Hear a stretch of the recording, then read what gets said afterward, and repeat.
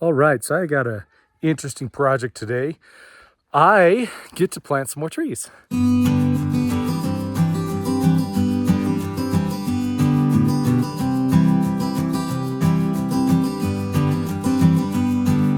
So I got hooked up with the Coalition for the Poudre River Watershed.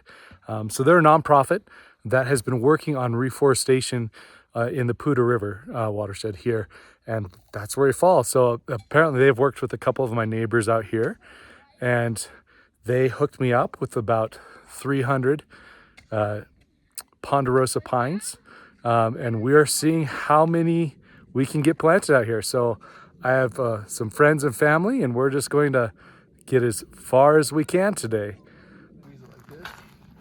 So each of these trays has 100 little saplings each. So got these little tubes,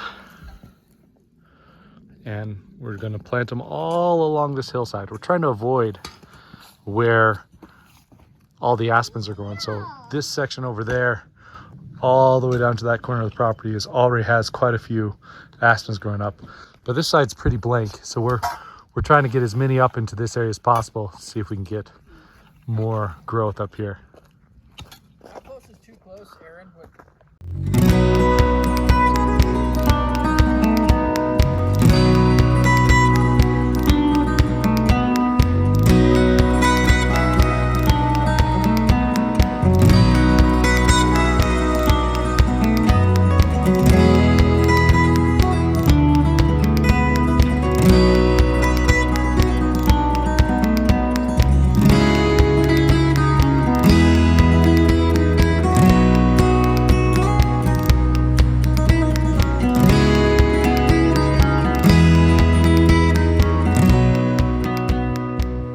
So after a couple hours of doing this, we decided this is the best tool.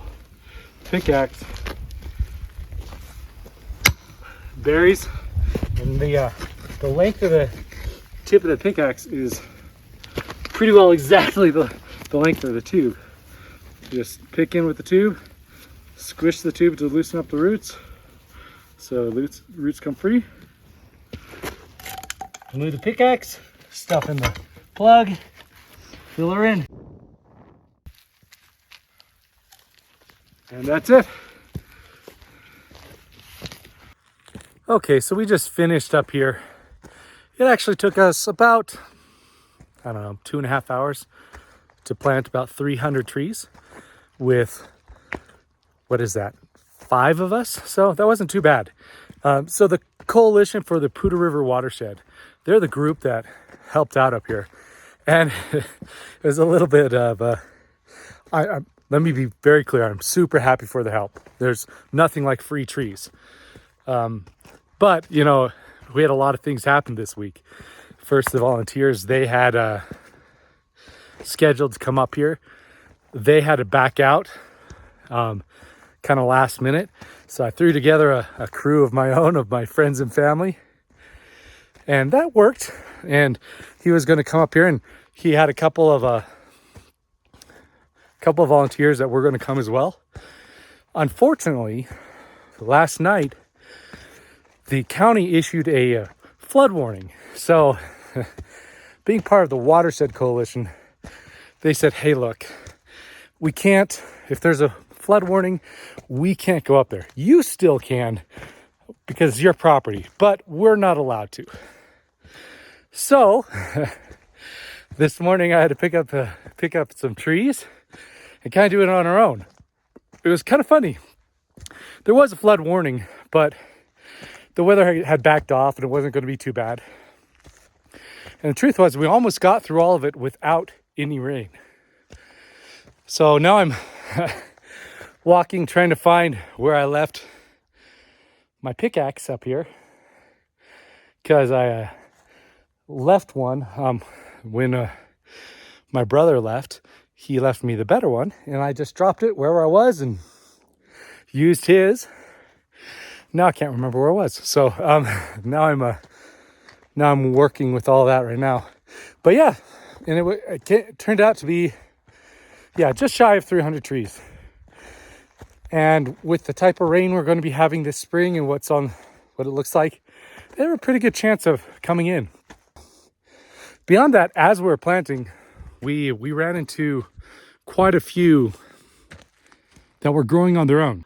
Here's an example of one that we did not plant, but we ran into dozens of these as we were planting up here. So besides the 300 that we planted, there's a whole bunch of these little guys that we ran into. So that's one that we didn't plant.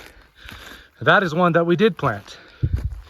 So yeah, I think there's a good chance of it recovering out here.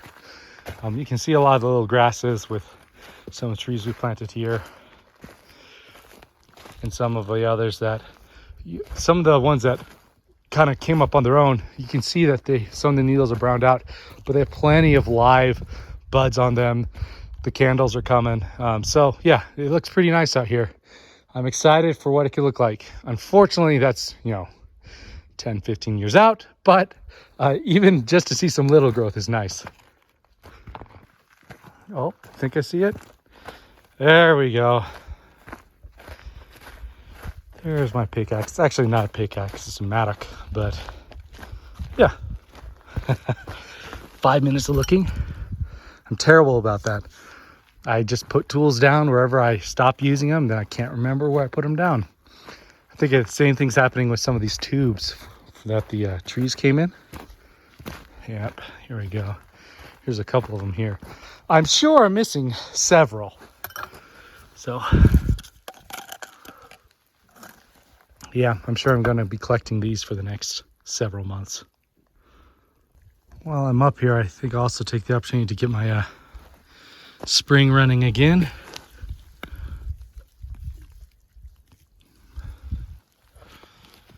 But yeah, with all this rain, I expect that container is going to fill pretty quick. I still need to make some repairs on the tank down there, but what happened is I didn't have a release valve essentially.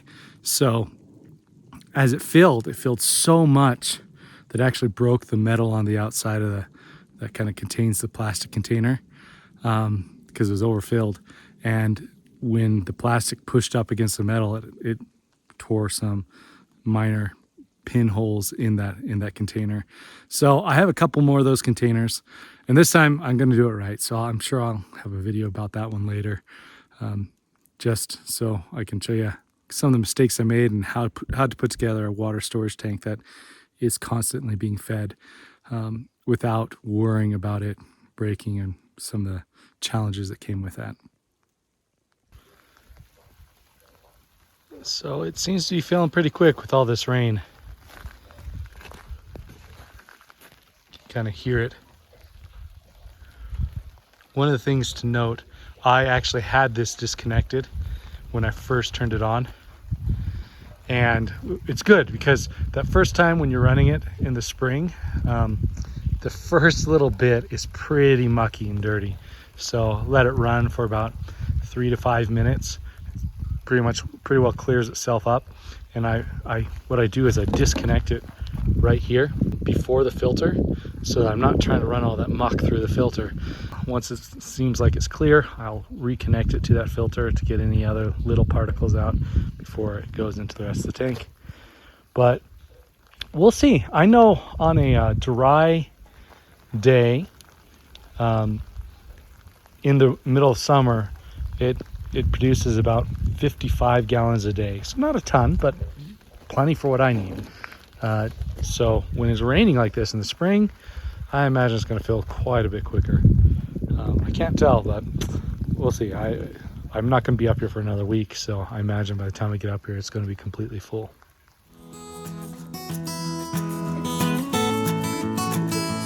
Stuff it. Stuff. Stuff it on the bottom, easy.